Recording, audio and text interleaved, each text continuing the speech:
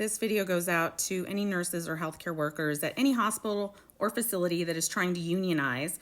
But specifically, this video goes to the nurses at University Medical Center in Louisiana because they were recently given this piece of garbage, union busting. And so I thought I would go through line by line all of the 15 claims that admin there at UMC are trying to brainwash their employees with.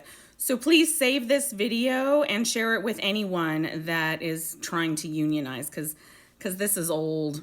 Like they've been playing the same games forever. This is nothing new. Okay, so number one, will you guarantee in writing that you can get staffing changes to the union? No, because organizations like you cock block it every single time there is pending legislation that would enforce mandated staffing ratios. So no. Number two, will you guarantee in writing that the union will find coverage if a nurse calls out? No, because that is your responsibility as the employer to find staffing, to have adequate staff. It's not the union's responsibility. Nice try, though. Number three, will you guarantee in writing that I will get a higher wage? That's literally what unions fight for, is to get that in their contract, in the collective bargaining agreement. Higher wages each time. Number four, how much will dues be, and will the union pressure me to join it and pay dues? I've said a million times the dues for unions, they vary, but they are minimal and they're worth it. I've been a part of more than one union. I've never minded paying dues. They're really not that much. This is a common scare tactic. Will the union pressure you to join and pay dues? It kind of depends on the state you're in, if you're in a right to work state or not. So that has nothing to do with this individual union trying to come in and represent the nurses there at University Medical Center. Number five, if we strike, what happens to my patients? Who will take care of them? Once again, that is not the union's responsibility. That is your responsibility, management and admin at University Medical Center in Louisiana. They would give you a legally required minimum 10-day strike notice that you are supposed to use those 10 days to then ensure coverage. You almost never do, but it is not ever the union's responsibility to ensure patient coverage during a strike. It's a legally protected strike, and that is 100% the employer's responsibility. Number six, in the bargaining process, is it possible to lose benefits I have now? It's possible. Yeah, it's possible. It's not common. It's literally the point is to bargain for better benefits, increased coverage, increased wages. Like, this is just straight up scare tactics. Number seven, if we vote the union but don't like it, will the union respect our views and leave?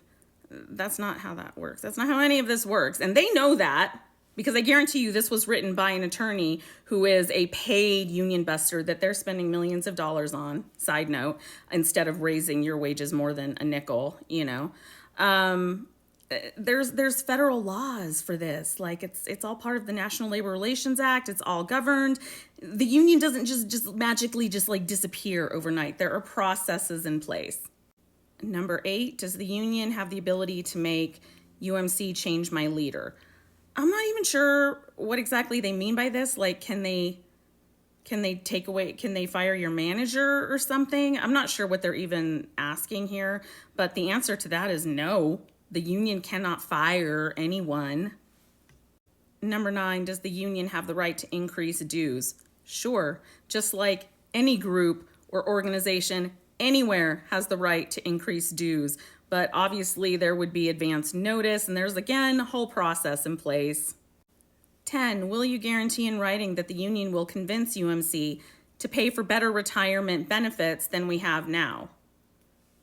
No. How do you guarantee that? But again, that's the whole purpose of collective bargaining, right? To get a better contract each time than the one before, with increased wages, improved benefits, increased coverage, all of that. That's what unions do and fight for.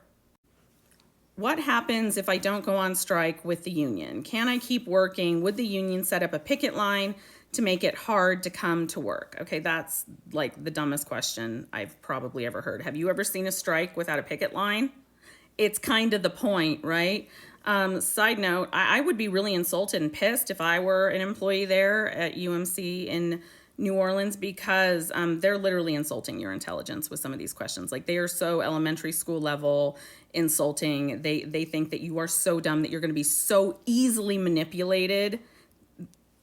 These are just like ridiculous. I'd be pissed if I were you. But getting back to the question, what happens if you don't go on strike with the union? Can you keep working? Sure, yeah, you can decide not to go on strike and keep working. Will there potentially be ramifications, like you will lose all respect from all of your colleagues? Yes, as there should be. But do you have a choice as a human being? Yes, you do. 12, can I be replaced by another nurse if I go on strike with the union?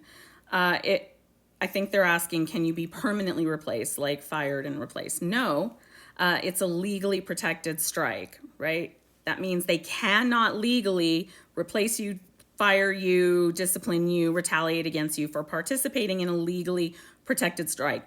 And again, the people that wrote this know that.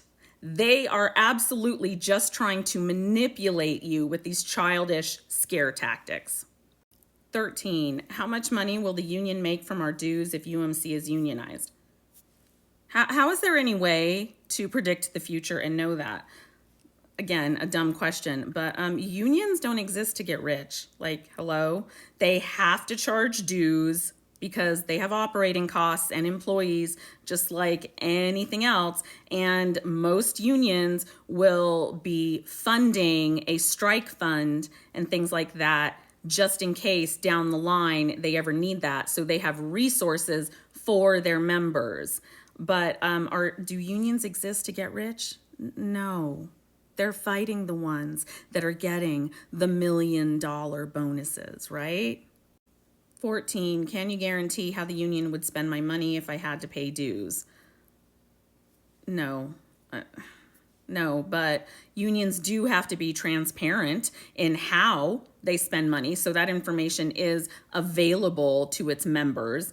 But again, this is a dumb question. Can you guarantee how they would? What do you think they're doing? Taking your membership dues and going to the strip club? Like, come on. And 15, how can a California-based union assure me it will be available to timely and effectively address my concerns? So dumb, again, and they know the answer to this. Okay, so for example, the California Nurses Association has facilities here in Las Vegas and in Reno, Nevada, not in California, right? That this is not uncommon. There are local representatives. This is not an issue. It doesn't matter what state it originated from or where the corporate office is, like, dumb. So again, to the nurses at University Medical Center in New Orleans, sign the union cards, have the election, vote for your union, and understand that this is old school, tired, textbook union busting, and they are insulting your intelligence with this.